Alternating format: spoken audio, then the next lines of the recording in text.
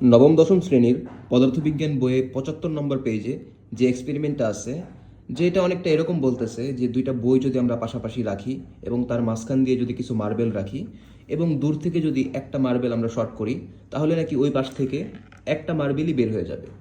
আবার যদি দুইটা মার্বেল দিয়ে শর্ট করি, তাহলে নাকি ওই পাশ থেকে দুইটা মার্বেলই বের হয়ে যাবে। এবং এটা নাকি ভরবেগ ও শক্তির সংরক্ষণশীলতার জন্য হয়। এই এক্সপেরিমেন্টটাই আজকে আমরা করে দেখব। তো চলো দেখা যাক। তো প্রথমেই আমরা বইয়ের বদলে সিস্টেমটিকে এখানে নিয়ে এসেছি, যেন মার্বেলগুলো শুধুমাত্র এই লাইনেই চলাচল করতে পারে। তো তোমরা এখানে 4টি মার্বেল দেখতে পাচ্ছ, এবং দূর থেকে আমরা যদি একটা মার্বেল দিয়ে শর্ট করি, তাহলে দেখতে পাচ্ছ যে ওই পাশ থেকে শুধুমাত্র একটা মার্বেলই বের হয়ে যাচ্ছে। যদি দুইটা মার্বেল দিয়ে শর্ট করি, তাহলে দেখতে পাচ্ছ যে ওই পাশ থেকে শুধুমাত্র দুইটা মার্বেলই বের হয়ে যাচ্ছে। সেম ফর 3টা। এটা কেন হচ্ছে? এটা হচ্ছে কারণ একটা সিস্টেমে বাহ্যিক বল প্রয়োগ না করলে তার ভরবেগ সংরক্ষিত থাকে।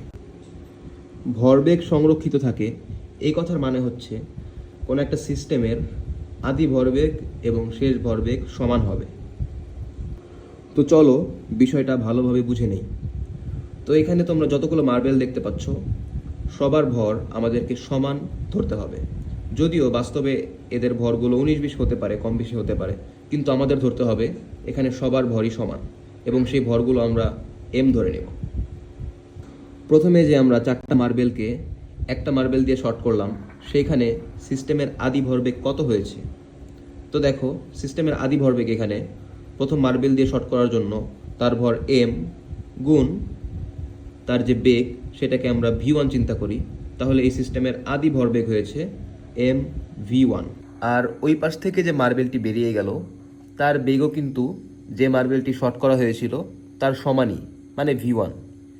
এটা দেখানোর মতো কোনো যন্ত্র বা কোনো কিছু আমার কাছে নেই যে যে মার্বেলটি শর্ট করা হয় এবং যে মার্বেল বের হয়ে যায় তাদের দুজনের বেগ একই হয়। এটা দেখানোর মতো কোনো কিছু নেই, কিন্তু বাস্তবে এমনটাই হয়। তাহলে যে মার্বেলটি বেরিয়ে গেল তার ভরবেগ কত হলো? এম ইন্টু V1, মানে MV1। তার মানে এই সিস্টেমের আদি ভরবেগ এবং শেষ ভরবেগ কিন্তু সমান।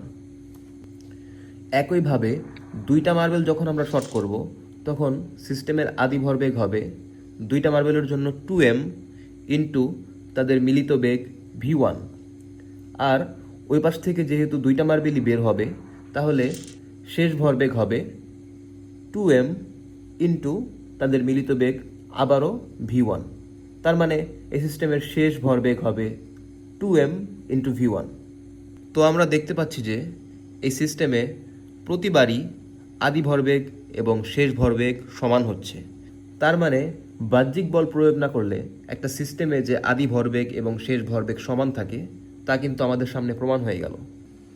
এখন অনেকের মাথায় একটা প্রশ্ন আসতে পারে, শুধু ভরবেগই তো সংরক্ষিত রাখতে হবে, তাহলে সিস্টেমে একটা মার্বেল দিয়ে V1 বেগে শর্ট করলে ওই পাশ থেকে দুইটা মার্বেল কেন অর্ধেক বেগে বের হয়ে যায় না?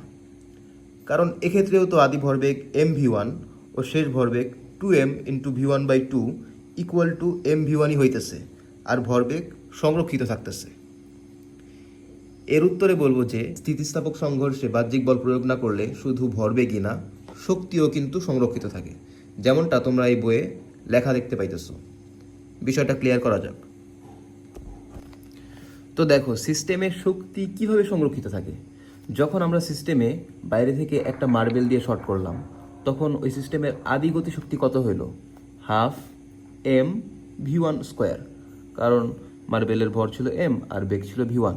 আবার ওই পাশ থেকে একটা মার্বেলই বের হয়ে যাচ্ছে, তাহলে সিস্টেমের শেষ গতিশক্তি কত আসতেছে? Half M V1 square. এবং এক্ষেত্রে আদি গতিশক্তি এবং শেষ গতিশক্তি কিন্তু সমান আসতেছে, মানে শক্তি সংরক্ষিত আছে এখানে। কিন্তু কি হতো যদি আমরা একটা মার্বেল শর্ট করে ওই পাশ থেকে দুইটা মার্বেলকে বের হতে দেখতাম অর্ধেক বেগে? তাহলে আমার ভরবেগ তো সংরক্ষিত থাকতো, কিন্তু গতিশক্তি কি সংরক্ষিত থাকতো? চিন্তা করো তো। ওই ক্ষেত্রে আদি গতিশক্তি হইতো হাফ MV1 স্কোয়ার, কিন্তু শেষ গতিশক্তি কত হইতো?